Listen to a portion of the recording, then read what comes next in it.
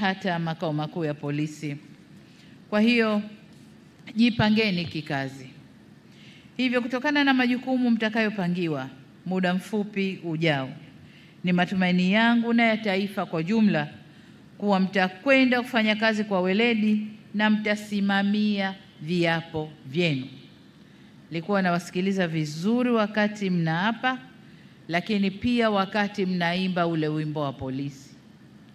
Mkienda mkifata yote ambayo leo mmeyatamka kwenye kuapa na yale mlioyasema katika wimbo wenu, Tanzania tutakuwa na jeshi zuri mno la polisi. Kwa nendeni kasimamiane yale. Lakini nimesikiliza vizuri maeneo ya mafunzo mliopitishwa na nimeona kwamba yamezingatia nyanja zote muhimu za majukumu yenu. Lengo ikiwa ni kuwajengea uwezo katika mapambano dhidi ya uhalifu na wahalifu. Na hiyo ndiyo kazi ambayo mnakwenda kuifanya. Hivyo kwa ujuzi huu mlioupata, ni matumaini ya Watanzania mtakwenda kuwa chachu ya maboresho na mabadiliko ya kiutendaji katika kukomesha vitendo vya uhalifu katika komandi na himaya zenu mtakazopangiwa. Vile vile kwa uelewa mlioupata, mtatusaidia kujibu baadhi ya changamoto zilizobainishwa na Tume ya Haki Jinai zinazohusu kuzingatiwa kwa taratibu na vile vile kasi ya utendaji kazi. Sababu tume ile imeonyesha maeneo mengi ambayo huko nyuma jeshi letu lilikuwa na kasoro. Kwa hiyo kwa mafunzo haya nadhani mtakwenda kuziba hilo pengo ambalo limeonyeshwa. Kama mnavyotarajiwa kwenda kusimamia haki za raia, mnatarajiwa pia kuendelea kuwa mabalozi wa kusimamia maadili katika komandi zenu. Mwe sehemu ya kukomesha vitendo vya kuomba na kupokea rushwa. Haya ndio maradhi makubwa yalikuwa ndani ya jeshi letu, na sitaki kusema yameisha, yapo, yanaendelea. Muda baada ya muda tunarushiwa viklipu, na mimi nikirushiwa wanamrushia IGP. Watu wako wa barabara fulani, angalia. Na nashukuru nikimrushia hacheleweshi, anachukua hatua hapo hapo. Kwa hiyo nendeni kakomesheni mambo ya rushwa. Hamjafunzwa ili mpewe silaha zaidi za kwenda kukomesha watu kwenye mambo hayo. Mmefunzwa kwenda kutoa majawabu kwenye yale mambo ambayo jeshi letu linalalamikiwa. Kwa niombe sana kafanyeni hayo.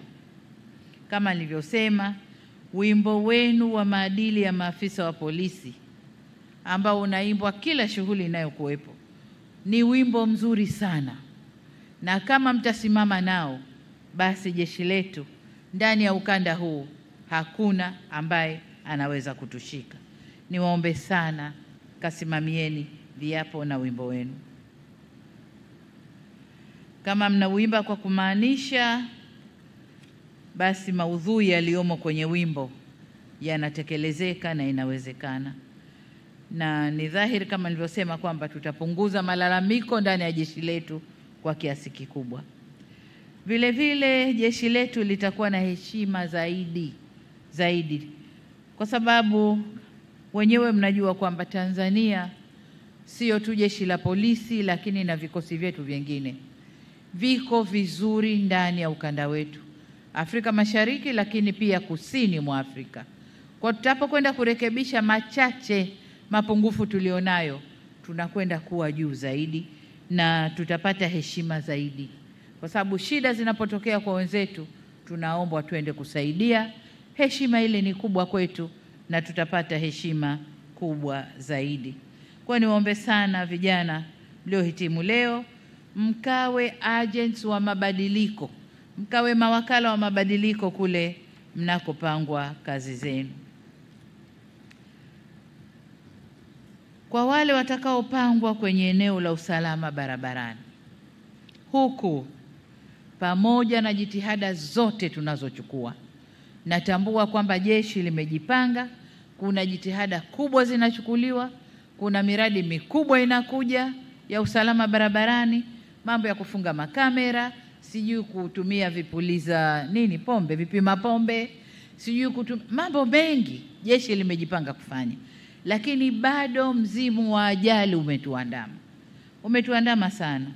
Kwa mfano, mwaka huu mpaka kufikia mwezi wa 4 mwaka huu 2025, jumla ya matokeo ni miezi 4, Januari mpaka mwezi wa 4, matokeo 1322 yaliripotiwa na idadi ya watu waliokufa katika hiyo ni 1275, ongezeko la 9% ukilinganisha na mwaka 2024.